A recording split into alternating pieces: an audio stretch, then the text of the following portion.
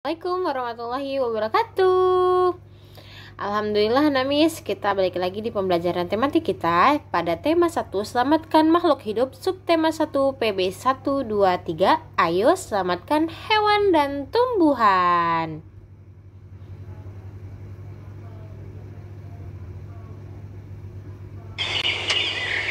Doa sebelum belajar.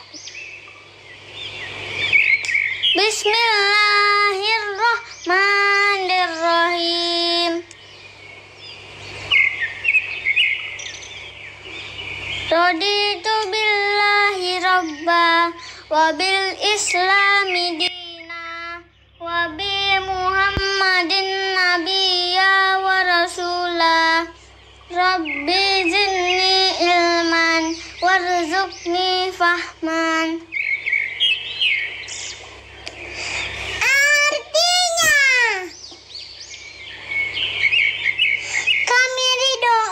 Sebagai Tuhanku, Islam sebagai agamaku, dan Nabi Muhammad sebagai Nabi dan Rasul. Ya Allah, tambahkanlah kepadaku ilmu dan berikanlah aku pengertian yang baik. Amin, amin ya robbal alamin. Semoga pembelajaran kita hari ini berjalan dengan lancar ya nak. Oke, sekarang kita ke tujuan pembelajarannya. Nah, diharapkan kamu mampu menjawab pertanyaan tentang pelestarian hewan dengan tepat, kemudian dapat melaporkannya juga nih cara melestarikan hewan di lingkungan kamu, kemudian dapat menyebutkan kehidupan politik di negara ASEAN dari 2 negara terkait kondisi geografisnya, kemudian kamu mampu menulis laporan tentang perbedaan kehidupan politik dari 2 negara tersebut, kemudian kamu mampu merencanakan pewarnaan dan desain motif patung, dan terakhir kamu mampu mengidentifikasi cara pelestarian hewan dan tumbuhan dengan tepat. Tahukah kamu, hewan-hewan ini merupakan jenis hewan Indonesia yang dilindungi karena langka. Apa itu langka? Iya, langka itu adalah hewan-hewan yang hampir punah, hampir tidak ada lagi spesiesnya. Nah, apa yang menyebabkan hewan ini menjadi langka ya nak?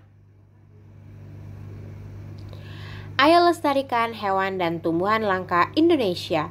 Nah, Indonesia merupakan negara kepulauan yang kaya akan beragam jenis hewan dan tumbuhan. Setiap pulau di Indonesia memiliki hewan yang unik dan menjadi ciri khas pulau tersebut.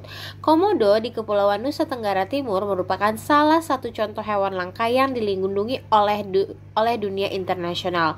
Nah, Pulau Komodo secara resmi diakui sebagai salah satu dari 7 keajaiban dunia. Pulau ini menjadi sebuah taman nasional yang dikagumi oleh masyarakat dunia. Taman nasional banyak terdapat di Indonesia, seperti Taman Nasional Tanjung Puting di Kalimantan yang melindungi orang hutan. Tujuannya itu dibuat taman nasional adalah untuk melestarikan hewan dan tumbuhan yang semakin berkurang jumlahnya. Nah, bertambahnya jumlah penduduk menjadi penyebab utama berkurangnya hutan tempat hidup hewan-hewan tersebut. Pembangunan gedung dan perumahan menjadi penyebab menyingkirnya hewan tersebut dari habitat aslinya. Perburuan liar pun mengakibatkan hewan tersebut berada di ambang kemusnahan. Nah, kalau kamu cari di internet mengenai kabar-kabar terbaru mengenai Taman Nasional Komodo, nah itu di Komodo itu ada rencana pemerintah untuk membangun proyek seperti Jurassic Park. Kamu tahu kan Jurassic Park yang ada filmnya itu, mereka ingin membuat itu. Tapi Miss tidak tahu itu berjalan atau tidak. Kita harapkan itu tidak mengganggu hewan Komodo itu ya nak, agar kamu bisa mengunjunginya nanti di sana. Nah, mengapa hewan-hewan tersebut perlu dilestarikan nak? Apa manfaatnya bagi kelangsungan hidup rakyat Indonesia? Nah, seperti dalam surah Al-A'raf ayat 56, dan janganlah kamu membuat kerusakan di muka bumi. Sesudah Allah memperbaikinya, dan berdoalah kepadanya dengan rasa takut tidak akan diterima dan harapan akan dikabulkan. Sesungguhnya rahmat Allah amat dekat kepada orang-orang yang berbuat baik. Nah, dari surah ini kamu dapat mengambil kesimpulan bahwa kita itu harus menjaga apapun yang sudah dititipkan Allah kepada kita, termasuk ini adalah alam kita. Nah, apapun yang bisa kamu lestarikan dari hal-hal kecil, seperti kamu bisa memelihara kucing, memelihara burung, memelihara tanaman, itu sudah membantu untuk melestarikan hewan atau tumbuhan yang ada di alam. Kehidupan politik di negara ASEAN. Kawasan Asia Tenggara merupakan wilayah yang luas perairannya lebih besar dibanding dengan luas daratannya. Nah, keputusan-keputusan terkait permasalahan kelautan banyak dibahas nih oleh sebagian besar negara ASEAN. Negara-negara di kawasan Asia Tenggara mempunyai sistem yang berbeda-beda, namun pada dasarnya semua berbentuk kecuali Thailand, Kamboja, Laos, Malaysia, dan Brunei Darussalam berbentuk kerajaan. Sebagian besar mata pencaharian penduduk di Asia Tenggara adalah bercocok tanam. Oleh sebab itu, kerjasama di bidang produksi hasil pertanian perkebunan dibahas bersama di Bali tahun 2003. Nah, ini ada sekilas fakta politik negara-negara ASEAN. Yang pertama itu ada Brunei. Nah, Brunei ini seperti yang kamu lihat, kepala negaranya itu adalah Sultan Haji Hassan Al-Bolkiah Muizzuddin Mu'ad-Daulah. Ibu kotanya adalah Bandar Seri Begawan. Kemudian bahasa yang dipakai itu Melayu dan Inggris. Mata uangnya Brunei dolar. Nah, Brunei ini adalah negara terkecil terletak di bagian utara Pulau Kalimantan yang ada di atasnya itu. Nah, Brunei berhasil memperoleh kemerdekaan pada tahun 1984 setelah hampir satu abad berada di bawah kekuasaan Inggris. Nah, saat ini Brunei merupakan negara yang pendapatan per kapitanya tertinggi di kawasan Asia Tenggara. Sistem pemerintahan Brunei berbentuk kesultanan Islam yang dipimpin oleh seorang sultan. Kemudian ada negara Kamboja. Nah, negara Kamboja ini dipimpin oleh Raja Norodom Sihamoni dengan Perdana Menteri Hun Sen. Nah, luas wilayah Kamboja tidak besar. Wilayah Angkar merupakan pusat pemerintahan Khmer. Kekaisaran ini menguasai sebagian besar daratan utama Asia Tenggara di abad ke-9 sampai dengan abad ke-23. Kemudian negara kita, Indonesia. Nah, Indonesia itu dipimpin oleh presiden yang namanya, iya benar, Joko Widodo, dengan ibu kota Jakarta. Bahasanya, iya bahasa Indonesia. Nah, Indonesia merupakan negara yang luas wilayah terbesar di Asia Tenggara. Negara kepulauan ini memiliki kurang lebih 17.000 pulau. Nah, fakta geografis ini membuat warga negara terdiri atas berbagai suku, agama, dan budaya. Ada ratusan suku serta ratusan dialek di seluruh wilayah Indonesia.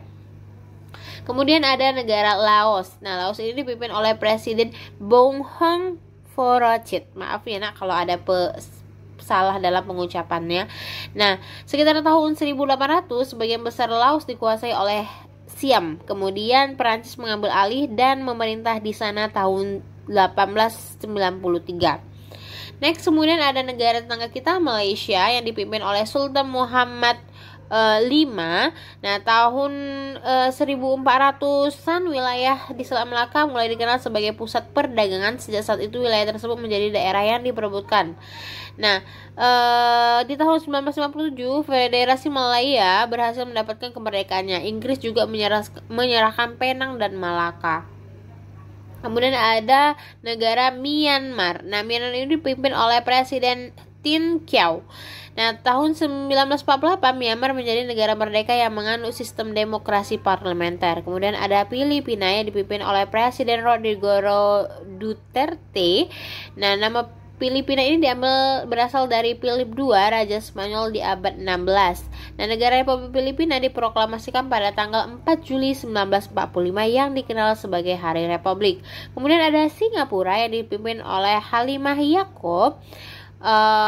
Singapura ini wilayahnya itu kecil di wilayah Asia Tenggara. Nah, jumlah penduduknya paling sedikit.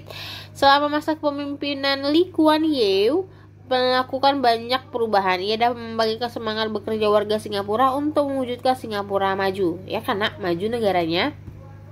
Nah, kemudian ada negara Thailand. Nah, Thailand dipimpin oleh Maha Vajiralongkorn. Thailand ini adalah satu-satunya negara Asia Tenggara yang tidak pernah dijajah. Ingat ya, negara Asia Tenggara yang tidak pernah dijajah adalah negara Thailand. Kemudian ada Vietnam yang dipimpin oleh Presiden Tran Dai Quang. Vietnam merupakan sebuah negara sosialis yang dipimpin oleh Partai Komunis Vietnam. Nah, di pembelajaran sebelumnya kamu sudah memilih dua negara ASEAN dan membandingkannya dalam hal kegiatan ekonomi. Nah, sekarang ini kita membandingkannya dalam hal kita dapat membandingkannya menggunakan diagram Venn seperti ini. Nah, kita bandingkan negara Indonesia dan Thailand, di mana persamaannya itu berada di tengah-tengah ya, nih, berada di pertengahan. Nah, yang membedakannya itu adalah sistem kenegaraannya itu. Kalau Indonesia sistemnya adalah republik, sedangkan Thailand adalah kerajaan. Nah, kita dipimpin oleh presiden, sedangkan Thailand dipimpin oleh raja dan perdana menteri. Kemudian Indonesia pernah dijajah, tapi kalau Thailand tidak pernah dijajah. Nah, negara kita berbentuk kepulauan, sedangkan Thailand berbentuk daratan. Nah, negara kita tuh berasaskan Bhinneka Tunggal Ika, mempunyai semboyan Bhinneka Tunggal Ika kalau mereka itu memiliki bangsa, agama, dan raja. Nah, persamaannya adalah sama-sama anggota ASEAN, kemudian terletak di Asia Tenggara, kemudian desentralisasi berpusat, kemudian negara serumputnya Malaysia, dan cara pemilihannya itu dengan cara pemilu. Next. Nah, kita masuk teknik pewarnaan patung. Nah, teknik pewarnaan patung sangat penting nih, agar patung itu terlihat lebih menarik. Nah, warna yang diberikan sesuai yang kamu inginkan. Warna yang digunakan berasal dari cat, seperti cat poster dan cat akrilik. Kalau cat poster itu biasanya disebut cat plakat karena sifatnya itu melekat, menutup secara merata. Kemudian tekstur warnanya agak mengkilap ya, karena terdapat unsur minyak sebagai bahan dasarnya. Nah, biasanya memiliki sedikit warna nih cat poster itu. Biasanya itu ada warna merah, biru, kuning, hitam, dan putih. Sedangkan cat akrilik terbuat dari plastik berbasis polietilen yang akan mengeras ketika kering. Nah, saat diaplikasikan pada patung, cat akrilik mudah kering. Nah, jika sudah kering, cat akrilik akan sulit dihapus. Nah, adapun teknik yang digunakan itu berbeda-beda nih. Kalau kita menggunakan memberikan warna ke patungnya, ada teknik akuarel, di mana teknik ini caranya dengan sapuan yang warnanya tipis. Bahan pengencer seperti minyak atau air yang ditambahkan dalam jumlah banyak ke dalam cat. Nah, dengan demikian warna yang dihasilkan akan cenderung tipis dan transparan. Sedangkan teknik plakat ini lebih tebal, Nah, bahan pengencernya ditambahkan lebih sedikit sehingga catnya masih kental. Nah, dengan demikian warna yang dihasilkan tuh lebih pekat. Oke, kamu itu kan telah mempelajari tentang pentingnya melestarikan hewan dan tumbuhan. Nah, untuk melestarikan hewan kan kita dapat menjaga habitatnya dan membuat suaka marga satwa nih. Nah, kalau si tumbuhan, berikut ini adalah cara melestarikannya. Pertama itu dengan melestarikan dengan cara mengembangbiakannya dengan cara generatif, yaitu perkembangbiakan tumbuhan melalui perkawinan sel kelamin jantan atau benang sari pada bunga dan sel kelamin betina atau putik dengan bantuan itu binatang atau hewan seperti kupu-kupu, lebah, dan lain-lain. Kemudian ada cara perkembangbiakan vegetatif. Nah, di sini adalah vegetatif buatan, yaitu perkembangbiakan tumbuhan tanpa perkawinan. Nah, ada juga vegetatif alami, yaitu dilakukan dengan menggunakan bagian tumbuhan itu sendiri, seperti ada akar tinggal atau rizoma. Contoh tumbuhan itu ada jahe, lengkuas, kencur, kunyit. Kemudian kalau tunas tuh ada bambu, pisang, tebu. Kalau umbi lapis ada bawang-bawangan. Kalau umbi akar tuh wortel. Kalau umbi batang tuh ada kentang. Kemudian kalau spora itu ada lumut, paku, dan suplir. Seperti contoh gambar-gambar berikut itu ya, Nah, dengan membantu perkembangbiakan tumbuhan berarti kamu telah ikut melestarikan keberadaannya. Itulah wujud syukur kita kepada Tuhan Yang Maha Esa.